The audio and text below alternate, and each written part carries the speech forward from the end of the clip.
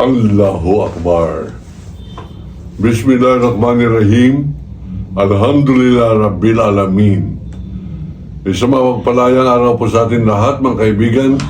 Ngayon po ay araw ng Valentine, February 14, 2026. Abay, hinahangad ko po ang Valentine ko, wish ko sa inyo ay kapayapaan at sana mas maraming mga Pilipino ang maging makabayan. Yan po naman ay hindi po nawawala sa atin na pagnanasa na sana mangyari yan, Valentine man o wala, Pasko man o hindi, birthday ba ninyo o hindi, o birthday ko. Hindi po nawawala yung aking pagnanasa na sana ay mas maraming Pilipino ang maging makabansa. Ano po ibig sabihin ng makabansa? Ang ibig po sabihin niya ay tunay na nagmamahal sa sariling bayan. At yan po ang ating pong topic ngayon at gusto ko po hiling ko sa inyo bilang isang makabansang kahilingan ay pakalatin po ninyo itong episode na ito kahit na ngayon lamang. Ay palakihin po natin sapagkat ang mensahe ko po ay napakahalaga sa araw na ito. Una, nais ko munang ipaliwanag ang aking pong bandera. Ang ating pong mga naririnig na komento, bakit daw baliktad ang bandera ko yung pula na sa taas? Meron pa nagsasabi, bago ko makinig sa iyo, respetuhin mo muna ang ating bandila. Dapat hindi pula ang nasa taas. Mga kaibigan, ipapaliwanag ko na napakaraming beses ko na pong pinapaliwanag ito. Alam po ninyo, nung binangga ang ating pong mangingisda dyan po sa may Mindoro ng Coast Guard ng China, bakal ang kanilang barko, yung pong hindi mga kalakihan pero napakabilis at napakatigas, bakal po yan. Binangga po yung ating pong mga mangingisda habang sila'y natutulog, ang kanilang isda ay, ang kanilang bangka ay kahoy lamang, nawasak po at lahat sila tumilampon sa tubig. At iniwan sila. Abay, ang ginawa ko po, nung nabalitaan ko yan dun sa pagpapaliwanag ni Duterte bilang tagapagsalita siya ng China. Sabi niya, baliwala yan, parang maritime incident. Para po bang traffic lamang yan sa EDSA, sabi ni Duterte. Hindi naman ganun pagkakasabi, pero yung po ang buod. Abay, medyo napikon po ako ng konti. Hindi ako kay Duterte nagalit, kundi galit ako sa China. Ang ginawa ko, lumusob po akong mag-isa. Hindi naman, may driver po tayo. Doon po sa embassy ng China sa Makati at meron po akong bandera. Binaliktad ko yung bandera, ang ibig sabihin, papalaban ako. Kaya po pula ang nasa taas. Ibig po sabihin niya ay palaban po tayo. Ang sabi ng iba, gera daw. Opo, nais ko pong magdeklara ng gera laban sa China. Ano raw po ang panlaban ko? Ito daw bang itak? Alam po ninyo ito, simbolo lamang. Pero pag may pagkakataon ako, napugutan ang ulo ang mga inchik, gagawin ko po. Katunayan, yun sa aking pong pagsulog ng bandera, may dala po akong effigy ni Xi Jinping, pinugutan ko ng ulo. Ginawa ko souvenir yung kanyang ulo sapagkat mahal at maganda ang pagkakadibuho nito. At iniwan ko yung katawan sa paanan ng hagdan sa tapat ng Chinese Embassy. Yan po ay hindi ko na binaligtad muli ang aking pong bandera. Hindi ko po binababoy, hindi ko binibigyan ng pag-disrespect. Binibigyan ko ng nining, binibigyan ko ng tapang, binibigyan ko ng dangal ang ating pong lahi. Sapagkat nagkaroon tayo muntik na naman madulas yung bibig ko, sabihin ko ulul na pangulo, hindi ko na po sasabihin niya, kaya na magsabi. Hindi po natin ugali magmura, pero pagka meron kayo naiisip na pinakamasamang mura para po sa isang gunggong duwag na Rodrigo Duterte, ayun po ang ibig ko po sabihin. yung po mga lahat ng mga makaduterte na siya ay pinapalakpakan pa rin matapos yan sabihin na baliwala yung pagkakabangga na yan at sinundan niya pa kung maaari lamang maging probinsya na tayo ng China. After 1 week sinabi niya po yan at after another week sabi niya napakaraming pera ng China. Uy, pagbabae lang ako kahit na mag-ikabit na lang ako ng China. Hindi ka mag-ikabit, hindi ka babae. Saka pangalawa, napakapangit na Pilipino ni Duterte. O kayo lahat ng mga maka-Duterte, sinabi ko yan. Yan, pinapaliwanag ko lamang kung bakit po pula ang aking bandera. At habang hindi po maalis ang mga nananakop sa atin dyan po sa ating teritoryo, nakabaliktad po yan. Habang meron tayong mga Marcoleta, meron tayong mga Cayetano, meron tayong Robin Padilla at iba pang Chinators. Abay, parati po nakabaliktad dyan. At pag nga may pagkakataon ako, hindi po mababago yung aking paninindigan na ang aking sasabunutan ko yung piluka na magkama na yan ng Duterte na congressman Duterte. ay Marcoleta na congressman at Marcoleta na senator. Yan po ay aking pong panata sa buhay. Alam po ninyo, tayo po ay hinamon na ng barilan ni Duterte. Hindi naman po tayo palahamon, pero pagka tayo po ay hinamon, lumalaban po tayo. Nung hinamon po ako, bobombahin daw ni Baste ang Ilocos Sur. Pag nanalo ulit ang Duterte sa 2028, bobombahin niya raw ang Ilocos. Ako po ay dugong Ilocano po ako. At yan po ay akin pong ipaglalaban. Ngayon, ang mga nagsasabi na yung hamon ko ng debate kay Marcoleta, binabawi ko. Sapagkat hindi po tama yung hamon ko kay Marcoleta na magdebate kami sa Plaza Miranda. Mali po.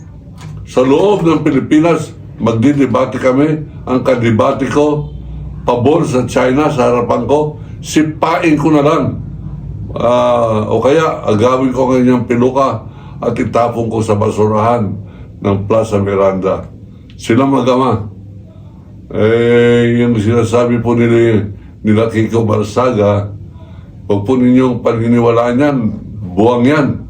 May sira sa ulo, dapat ipapsychopathic na yan si Kiko Barsaga. Anak yan ng dynasty mga Mandaraya sa flood control, Mandaraya sa Comelec, dyan po sa Dasmariñas, Cavite. Abay, matuto po tayong magalit. Bakit natin pinapalakpakan? Bakit tayo natutuwa sa mga Barsaga, mga Reviste, mga fake yan. Ang Reviste, napakarami pong ginagastos na pera para sa media, para lumutang ang gustong kanyang pangalan sapagkat di umano siya ang papalit na senatorial candidate pagka 2028. At itong si Barsaga, nangangarap naman na maging youngest governor diyan po sa Cavite sa 2028. Panay-halalan na lamang. Ako po hindi po naniniwala sa halalan. Yung po mga nagpapatakbo sa akin na maging senador, sorry po, hindi po ako kakandidato sa ilalim ng ganitong sistema, sa ilalim ng ganitong Comelec, katarantaduhan yung kakandidato. At saka, dapat wag mo nang pag-usapan yung halalan. Huwag yung sinasabi nila kahit ano na maghintay na lamang kayo ng 2028 bago ninyo parusahan si Sara Duterte. Talunin muna ninyo sa halalan. Paano mo matatalo yan? Yan ang kandidato na in-check. Halos lahat ng kaluluwa ng Supreme Court, ng Comelec, karamihan ng mga senador, saan ka nakitang meron tayong kalahati na senador? 19 ba yan? 9? Abay, pro-China senators. Abnormal na lahi po itong lahing Pilipino. Lahat po ng pumapanig sa China ay turing nating kaaway. Ngayon sa araw na ito, February 14, nagdideklara po ako ng civil war. Sino naglalaban sa civil war? China at Pilipinas. Gigeray na po natin yan. Girayin natin sila, mapayapang paraan muna. Ito po ay simbolo sapagkat ako po ay dato. Registered dato po tayo ng Kamusliman by virtue of the ordination granted and bestowed by the Sultan of Sulu, His Majesty Sultan Fuad Kiram. Abay tayo po ginawa niyang dato. At sa relihiyon naman, ako po ay haji. Nanggaling na po ako sa Mecca. I've gone through the 5 pillars of Islam. Pero hindi po tayo nagpapauto dyan sa po mga Muslim. Kung Muslim, ginagalang pa nila kamabuyan ni Robin Padilla. Sila na lamang, hindi ako kasali riyan. I am above Muslim. I am below Allah. Allah lamang kinikilala ko. Yung mga siga-sigang Muslim, hindi po ako natatakot sa mga yan at hindi po kasali dyan. Katunayan, nilabanan ko rin yung mga Abu Sayyaf sa kanilang ginagawang terorismo. Opo, terorismo yung Abu Sayyaf, grupo ng Muslim fanatics na mga hardcore. Hindi po tayo sumasang-ayon dyan at hindi po tayo natatakot dyan sa mga Muslim na yan. Tayo po ay isang Pilipino. Hindi tayo makikipagdebate. Makikipagdebate ko kahit kanino. Hindi ko nakikita na meron pang sumunod kay Miriam Defensor Santiago sa Senado. Pero kung meron pang nagagaling-galingan dyan, kahit anong topic, magdebate kami. Huwag lamang pag-uusapan ay tungkol sa China. Papayag ka sa China, pagdidebatehin natin. Hindi ko papayag na ikaw nakatayo sa harapan ko at pagtatanggol mo ang China, susungangain na lang kita, tatadyakan na lang kita. At kung ikaw ay si Marcoleta, pipilipitin ko na lamang yung piluka mo at pupunit-punitin ko yan, made in China mong piluka. Ang mga Duterte, lahat ng Duterte na kumakampi po sa China o lahat ng Pilipino na kumakampi sa Duterte, kumakampi sa China. Bakit? Pinapalakpakan ninyo mga Duterte na sabi na dapat maging probinsya na lamang tayo ng China. Pinapalakpakan pa ninyo. O ba yan ang klaseng lahi? Anong klaseng lahi? Anong klaseng lahi meron tayo? At tinatanghal pa rin ninyong senador ang napaka-dumi, napaka-bobo, napaka-traidor na senador. Ang pangalan ay Rodante Marcoleta. Abay, abnormal po tayo. Pag yan, pinag-uusap-usapan sa mga kapihan, abay, napakagaling ni Marcoleta ang mangolekta ng tagahanga sapagkat tatakbo di umano si Marcoleta na vice-presidente ni Sara Duterte. Insulto po yan. Insulto sa katinuan ng Pilipino. Meron nag-iisip maging vice presidential candidate ang isang traidor, bobo, pilukanyo. Huwag na po natin pinag-usapan pilukat, personalan na yan. Ang akin ay yung kanyang paninindigan nang sabi niyang wala tayong coordinate sa West Philippine Sea at dapat daw si Tariela ipalista muna ang West Philippine Sea sa halip ng gumagamit ng caricature.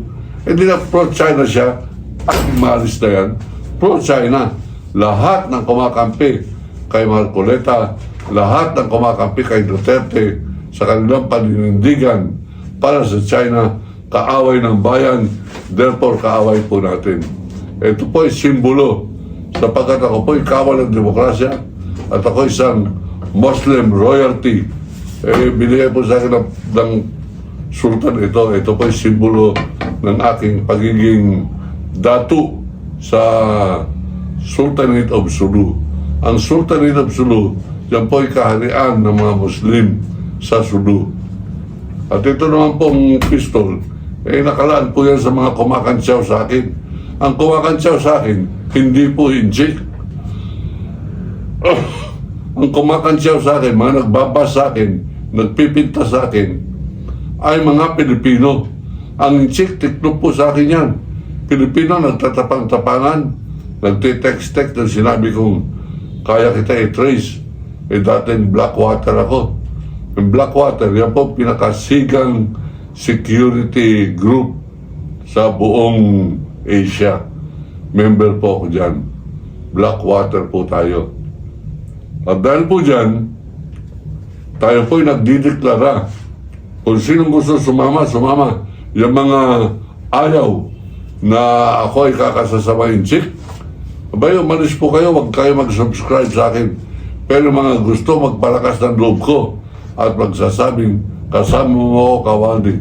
Magkampanya po kayo, ipakalat po ninyo itong aking deklarasyon na ito na lahat ng kumakampi kay Duterte ay kampi ng China.